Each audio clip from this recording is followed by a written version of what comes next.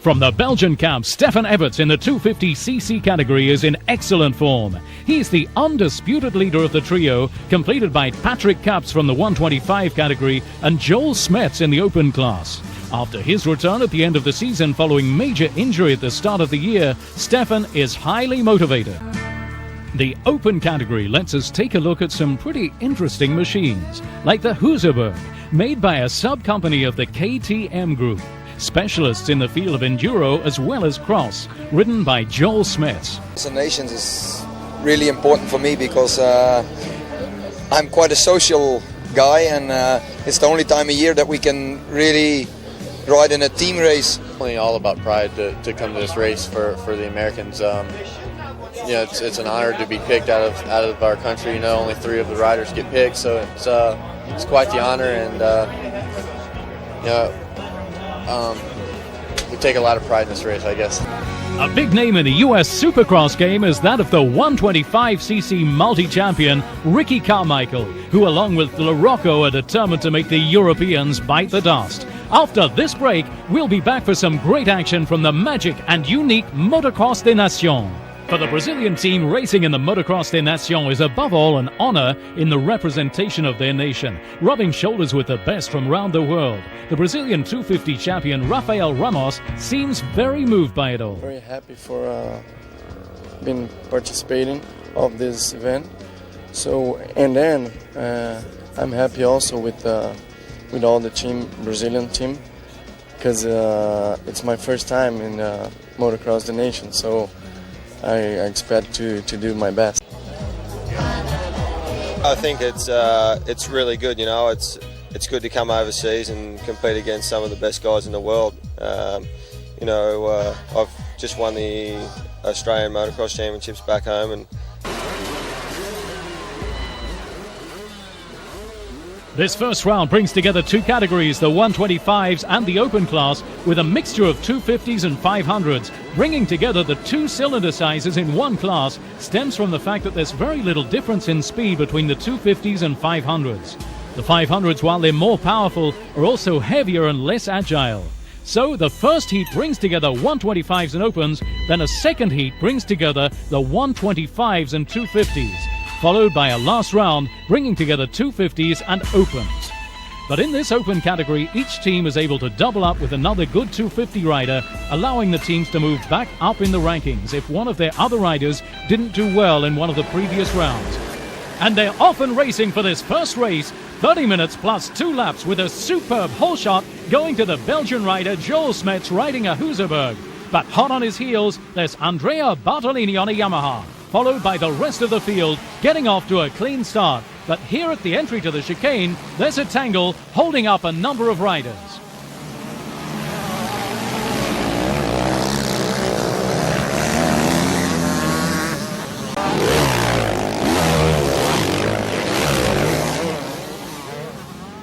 For the so-called star riders like the Italian Alessio Chiodi, things are not going too well.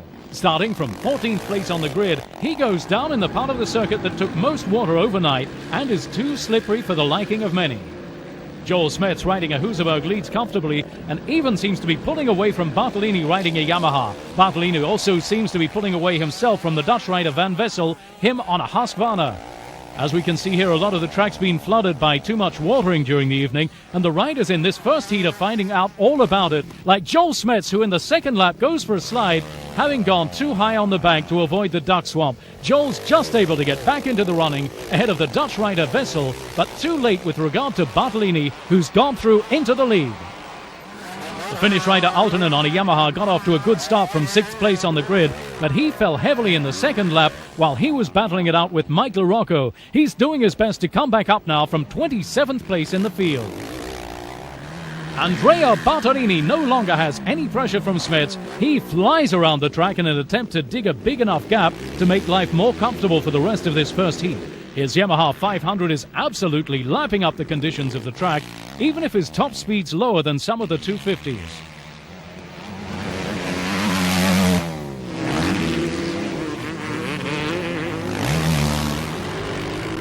Smets is working his way back up towards the lead after an unfortunate mistake there earlier on, Following his problem in the second lap, the Belgians changed the line he's taking in the hairpin, taking it now on the outside.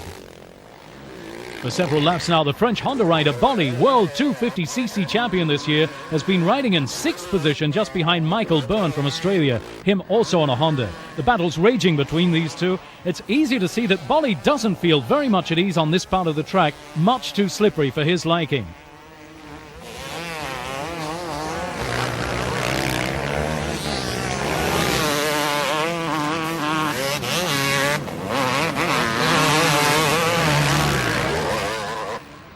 Another interesting battle's developing in this pack. It's the time for the 10th place now. The English rider Dobbs and the Brazilian Lopez and the Finn Vevelainen, followed by the French rider Villemar, who had a poor start. Meanwhile, the battle's still raging between the Australian Byrne and the Frenchman Bolly, virtually level pegging. The Australian fights off the attacks of the 1999 250cc champion. But Byrne isn't taking account of the incredible motivation of the French rider.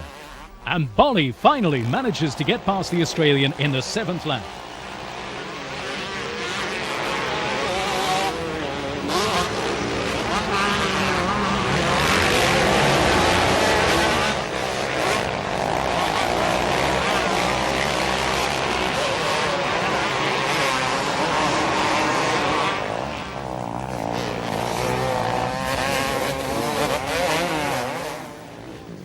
For the other Australian in the 125cc category, Troy Dorm, things aren't going too well. This incident will cost him 11 places in the general classification from this heat.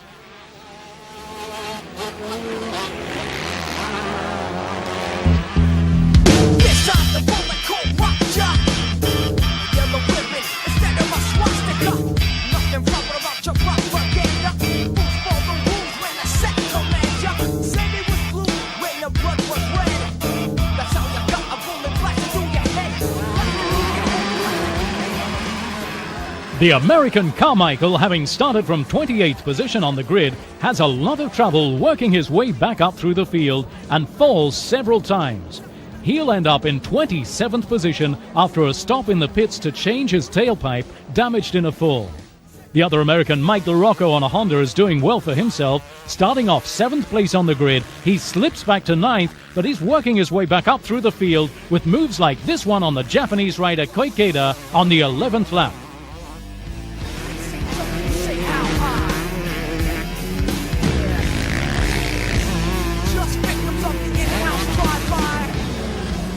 In the pack, things are hotting up through every corner. The race is on to see who can be the best placed Latin American team. The French rider David Villemar is running hot as well. He's working back up through the field, making short work of riders like the Finn Vevelainen, while the other French rider Bolly is now in 4th place. He's shadowed by the American Michael LaRocco on a Honda, who's forcing the pace. Bolly knows the French team's counting on him to do well, especially taking into account problems for Villemar, who broke his gear lever yesterday in practice. Fred's a battler and has what it takes to head back to France, if not with a victory, at least with a place of honour, even if the season's been difficult for him due to pressure in the race for the world title. Fred isn't able to make up enough ground on the 3rd placeholder, and he'll have to put up with running 4th through to the end of the race.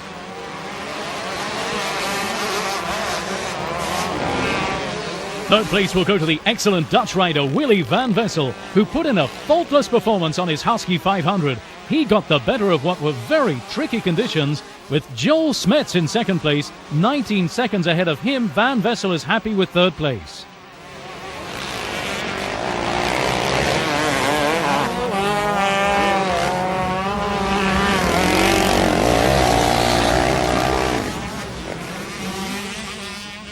Speaking of Joel Smets, here he is on a Husaberg number 3, and despite his slide early in the race, he got the best from the power to weight ratio of his machine on this muddy circuit. He could perhaps have pushed harder to come back up on Bartolini, who's 11 seconds ahead, but the Motocross des Nações is above all a team event, and Joel prefers to assure a solid 2nd place with a good result for Belgium.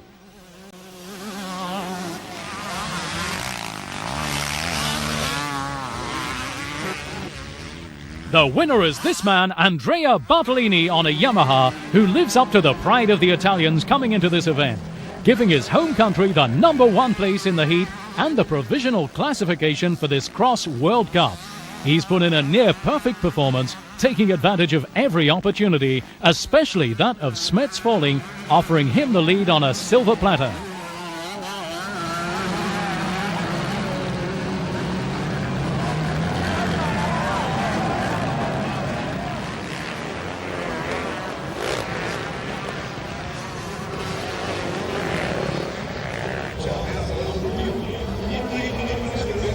Italy leads the table ahead of France, Holland, England, Germany, Japan and Belgium.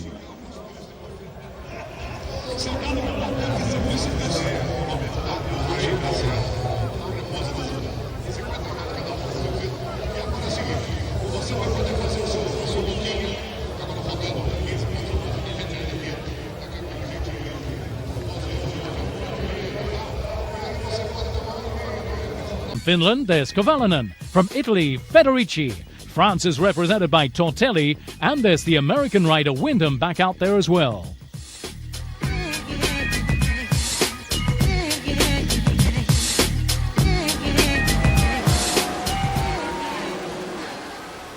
And they're off and racing now in the second moto. 30 minutes of MXDN action between 125 and 250 machines. This time with a superb hole shot going to Stefan Everts, going to show that he's right back in top form.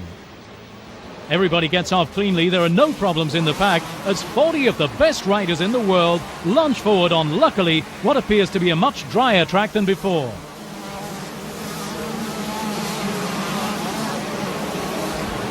Everts is holding an easy lead for the moment ahead of a trio of Honda riders, Sebastian Tortelli, Joseph Alonso and Kevin Wyndham.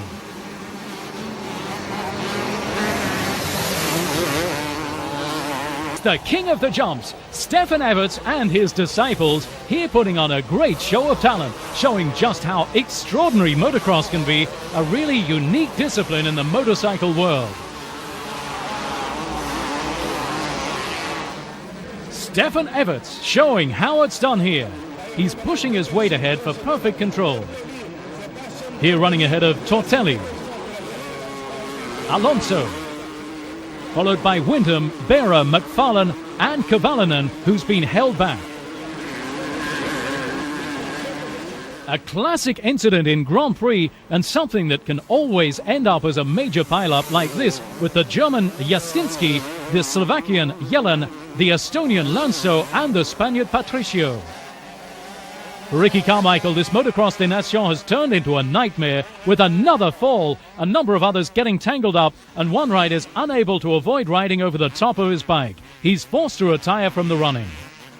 In the lead and under pressure from Sebastian Tortelli, Stefan Everts is running at a hellish pace, still keeping the trajectories very clean, while in the pack running battles are going on all over the place, like here with the British rider Paul Mallon getting tangled up with the Slovakian Krageli.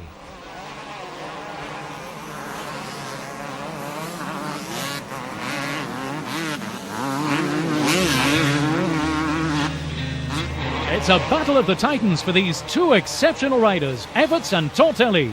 A reminder of the final of the World 250cc Championship in Greece in 1998. Two styles of riding which are totally different. Stefan is flying right over the top of all the traps of the circuit, while Tortelli plows through them as if they're not there. The pace is extraordinary, and we're also seeing Pit Bera making a good comeback right now.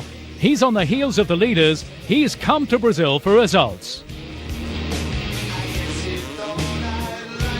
We're on the fourth lap now, and Tortelli goes for a sixer. Tortelli in the big downhill has done one of the most spectacular tumbles we've seen in a long time in motocross. But he's able to get back and keep going. Incredible.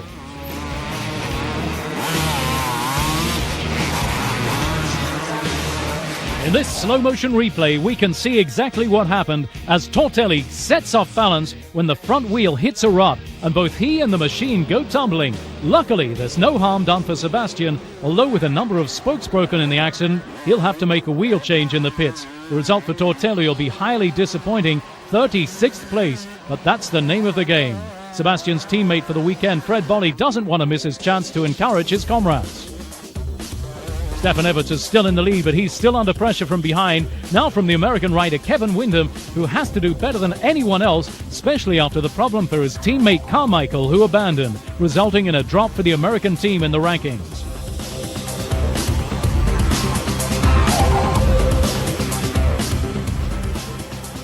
As we can see, Stefan has a very smooth style as opposed to the more chaotic style of Kevin, who's riding to the limit of his capabilities.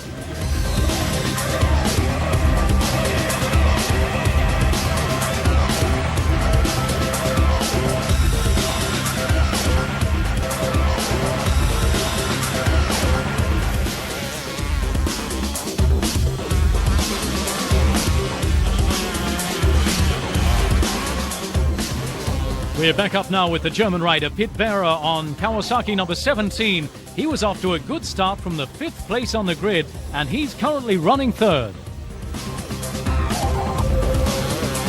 Here also Tortelli on Honda number 35 in 7th place, followed by Bira on the Kawasaki in 8th position. These two riders are having a great show for the fans.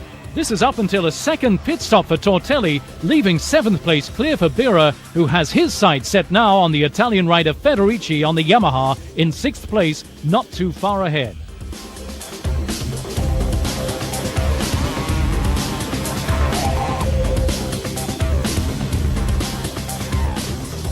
Too involved in his own fury to get ahead, Pit Vera makes the same mistake as a number of other riders, missing the brakes in the hairpin and getting caught in a rut which is formed here. Extremely agile, he manages to keep going without losing too much time. 2 laps later, Vera gets what he wants, the 6th place being held by Federici. He also goes on to pass 5th place Kavalainen from Finland.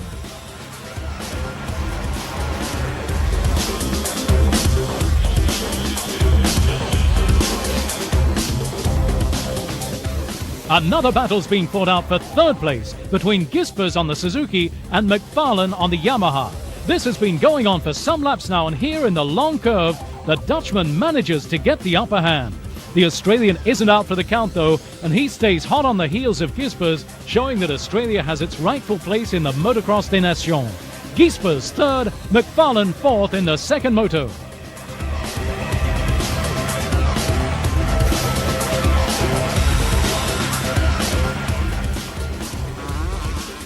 For Everts on the Honda, closely followed by Windham, the last lap, just like the first, is run at top pace, each one waiting for the other to put one wheel out of line, but nothing of the sort happens, and the Belgian rider takes the second race ahead of the American, who was lacking a bit of luck, among other things, in having Everts in front of him.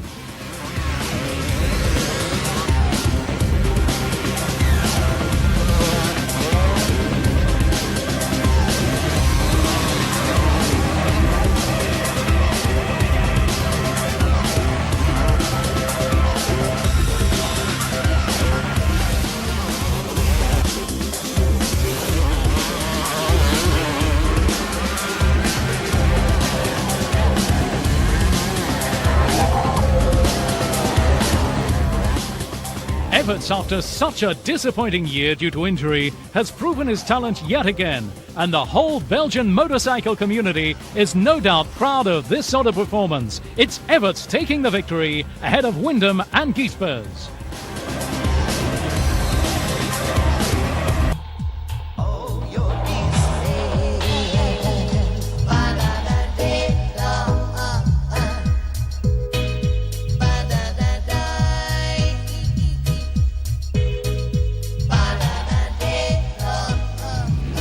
And they're off and racing, and for some this is the last chance to shine for their country. The whole shot's a 4-stroke symphony from the Italian Andrea Bertolini on the Yamaha. He's running ahead of a very motivated Belgian team in the shape of Joel Smets on the Husaberg and Stefan Everts on the Honda.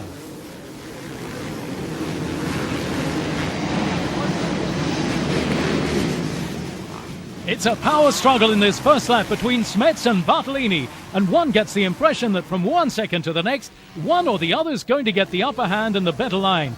But Bartolini holds out and keeps the lead of this third heat. It's Bartolini, Smets and Everts, a purely European match among the front runners. Bartolini's in the lead ahead of Smets, Everts, Van Vessel, Windham, Bolly and the rest of the field.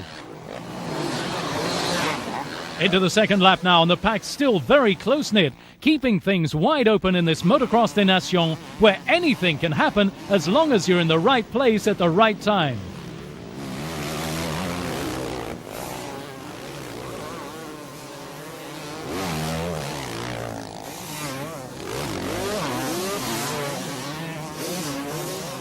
Bartolini in the lead, confirming that the 500 was the best machine for the start. This being said, it's not sure whether it's the best bike for the circuit. To the contrary, we can see that the 500s, heavier and harder to handle, aren't having an easy time distancing the 250s, headed by Everts and putting up savage resistance. These aerobatic daredevils take their machines right to the limit on every jump, the extraordinary side of this sport.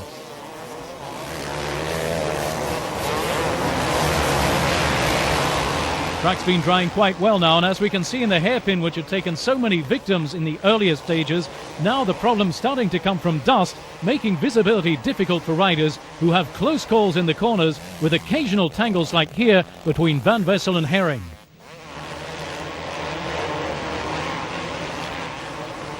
Belgium's making a rearguard assault on Italy, pushing it to the limit. Those behind can't keep up the pace, and these three riders are pulling away from the rest of the pack. The title's at stake between the Italians and the Belgians at this level of competition.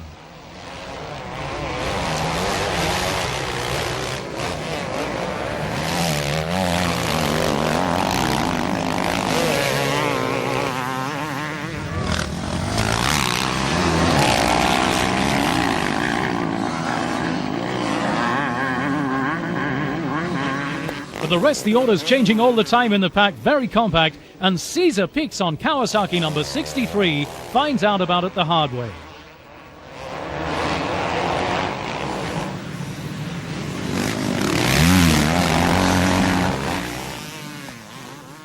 The pictures speak for themselves, with all the talent of Everts, who manages not to let the 400 of Bartolini and the 500 of Smets get too far ahead. They're out there for the competition, but what a show for the fans here at the Motocross des Nações.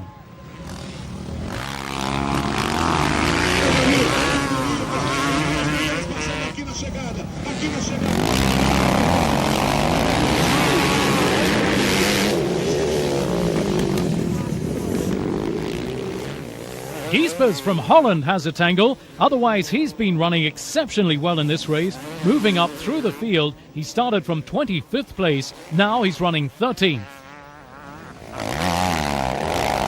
In the lead, all's going well for the three pretenders to the throne. Smets is still putting a lot of pressure on Bartolini, while Stefan Everts is approaching the duo in the lead, proving that what he said after the second round has found its mark with other riders that he'd been accusing of blocking his way while overtaking with the blue flag out.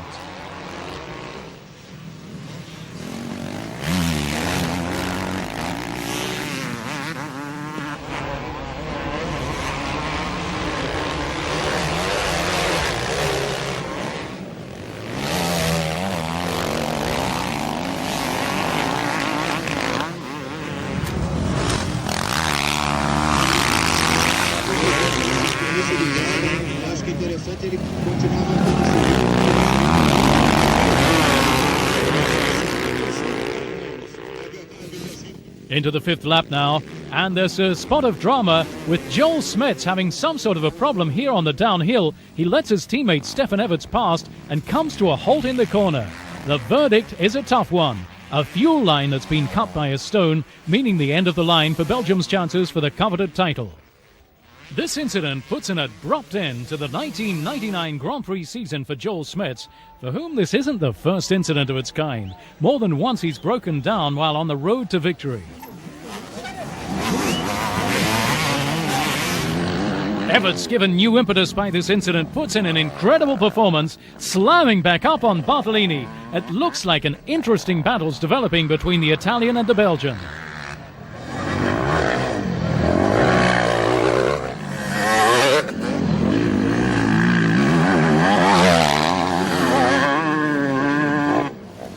Lap after lap, Everts assesses the trajectories of his opponent and approaches inexorably. Here in the eighth lap, Everts is ready to launch his first attack. This exchange is superb between two great champions, Everts on a Honda 250 and Bartolini on a Yamaha 400. But on a track like this, the two machines are on virtually level pegging.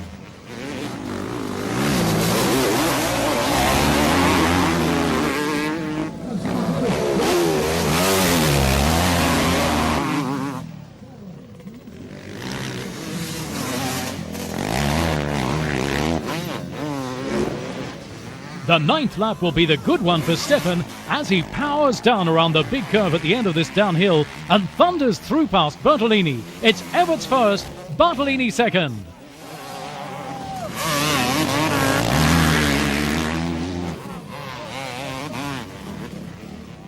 For Everts, keeping the lead in this third race will be virtually a formality.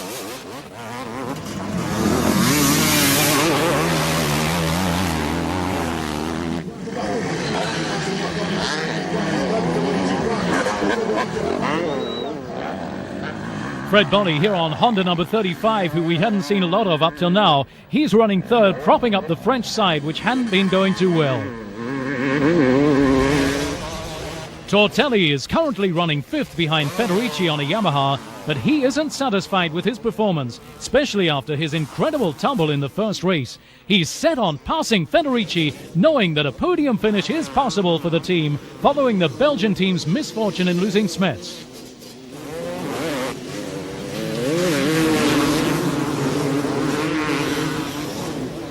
As for Everts, Tortelli passes Federici in the big curve at the bottom of the downhill run in the 11th lap. Tortelli is now fourth, much to the joy of the French. And what a brave performance from the French team.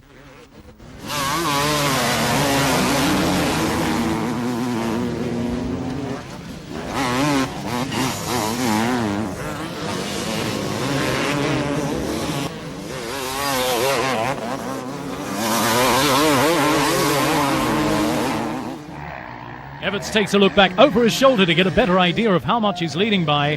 His immediate follower has let the pressure off, knowing full well that if status quo remains, his team will win the title. For Stefan Everts, even if he wins this race, he'll feel like he's let down the side. After a disastrous Grand Prix season following his accident, he absolutely wanted to win the Motocross des Nações 99, as he did last year. But there are many factors beyond control, like mechanical breakdown, to which his teammate Smets fell victim. Stefan Everts is victorious in this final moto ahead of Bartolini, Bolly, Tortelli, Federici, LaRocco, McFarlane, Mullen and Kevin Windham.